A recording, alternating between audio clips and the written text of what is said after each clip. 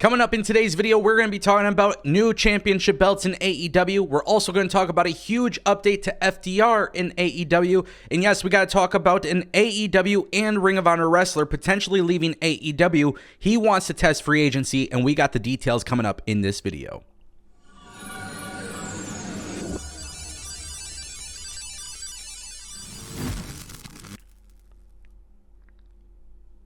Okay, we're going to kick things off. We're going to talk about Saraya because Saraya has pitched this idea publicly on Twitter for new championship belts in All Elite Wrestling. So AEW posted a photo, a graphic design celebrating International Women's Day, and they said that AEW is proud to celebrate International Women's Day. And Saraya had to follow up with a quote retweet. The perfect way to celebrate would be to bring in women's tag titles. Now, this has actually been rumored for a while. We've talked about this specific topic a couple times now. And the idea that AEW would in fact bring in women's tag titles is something that's not far-fetched at all. It's actually been said a couple times that Tony Khan has plans for more championship belts. He may even have some of them made, but he has yet to actually debut them in the company. And obviously a lot of that falls on, perfect timing and whatnot. Look, here's the thing. I think AEW's women's division is improving. So if they are going to incorporate women's tag titles, they got to do better than WWE booking them. And that's not a lot to ask for because WWE's women tag titles have been booked like garbage. There's still a chance to do more with them, but WWE has shown us time and time again that their women tag titles are not being booked properly, and I don't want AEW to make the same mistake. I think a good example of booking women's tag championship belts is Impact Wrestling. The Knockouts women tag titles have been defended pretty regularly. There's storylines with them, and they do a good job with those titles. So if AEW will in fact do this, just make sure you put them on TV, make them mean something, so they're just not another championship belt. And start preparing tag teams now before you actually go forward with the plans. All right, guys, FTR, a lot of talk about FTR, Dax Harwood addressing this, and we have to stay on top of this because I thought for sure that Dax Harwood and FTR were signed with AEW long-term. If you guys missed the video the other day, we spoke about this because, of course, there were sources, there were reports that came out and said, hey, FTR is actually under a long-term deal, and now Dax Harwood says he is not working the fans. He says that zero has changed in regards to their contract status. He said, we got a call from Tony, and this was maybe about 5 days before the pay-per-view. Maybe it could have been 4 days before the pay-per-view. I don't know, and I'm just guessing.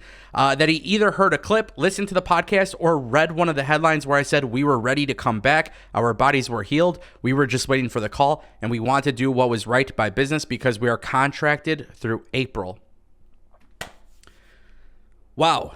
He also says, here's the thing. Cash and I never ever work. We're not trying to hold up anybody, AEW or WWE or New Japan. We're not trying to hold anybody up for more money. We're not trying to play the game as far as like, well, they're going to offer us this and they're offering us that. It's not even about that. Money is a big factor, but what we're going to do is what makes us happy. Weighing options, there are tons of options. So technically speaking, if Dax Harwood is telling the truth, which I suspect he is, I don't think he's really trying to work people. Despite the reports from PW Insider the other day, Dax Harwood is saying that their contracts do end in April, and this is where things get really interesting. You could see one of two things happen. You could see FTR retained in AEW, maybe even put over the guns and leave and go back to WWE, or you could see them actually leave AEW. Who knows? This is going to be really interesting. And also, I just want to throw this out there because before there was talk about FTR taking time off from wrestling. Let's just say that is the case.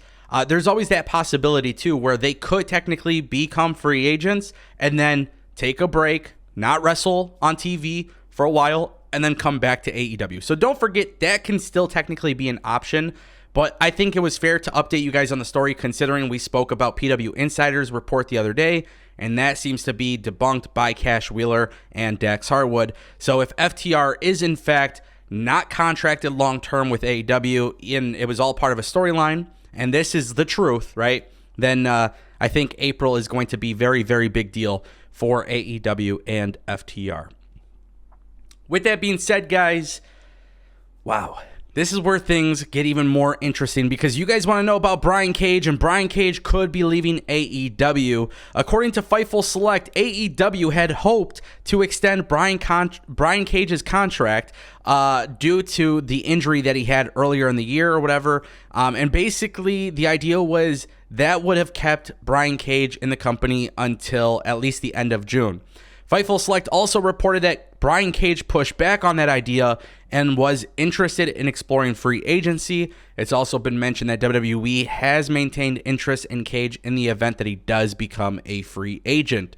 So now we're talking about reports about Brian Cage, who could have potentially been extended due to injury, fought back on that idea, but we still don't know exactly what's going to happen with Brian Cage. Now, I can't speak for Brian Cage. I like Brian Cage. I think he's a hell of a talent. I thought he was a hell of a talent in Impact. I think he would be great in WWE. And truth be told, I think he could be really good in AEW and Ring of Honor if Tony Khan just booked him a little bit better. But if I was Brian Cage, and this is just hypothetical because obviously I'm not Brian Cage, but if I was Brian Cage, I would look at a couple things when deciding what to do next. One, I would take a look at how I've been booked, right? Now, keep in mind, Brian Cage hasn't been booked that well in AEW, Ring of Honor, but he does hold the 6-man tag championship belts in Ring of Honor. But nonetheless, I don't think Brian Cage has been made to be a big star in AEW. I think they kind of dropped the ball with him. A lot of other people got prioritized. So if I was Brian Cage, I would look at how I've been booked, I would look at my work schedule, and I would look at my money that I'm getting paid. And I would look at those three things and then come up with my decision. But also at the same time, too, if you're Brian Cage, you don't have guarantees that WWE is going to do anything special with you either. Are you going to NXT? Are you going to the main roster? What exactly is the plan?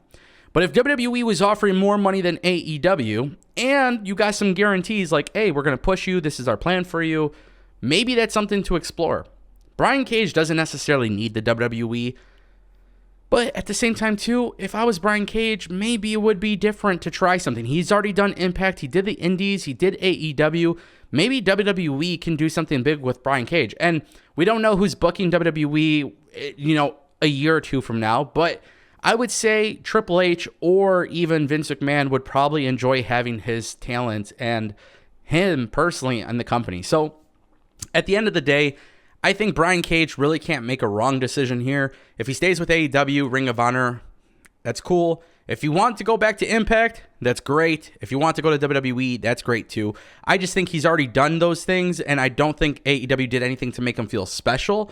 Why not see what WWE can offer you? I'm not saying WWE is a better situation. I'm just saying at this point, if you're going to get paid more money, maybe it's something worth exploring. But again, I'm not Brian Cage. I'm not going to tell you guys what Brian Cage will do because I don't know Brian Cage. But that's some of those things I would look at, those factors right there. So anyways, guys, let me know what you think. Keep in mind, I'll keep you guys updated along the way. So if you guys aren't subscribed, make sure you check out the links in the description, all that good stuff. Make sure you subscribe. And also, one little last thought. Ango Plays and More Ango, those channels are out publicly now. So make sure you guys go subscribe to those for more content. And I'll see you next time.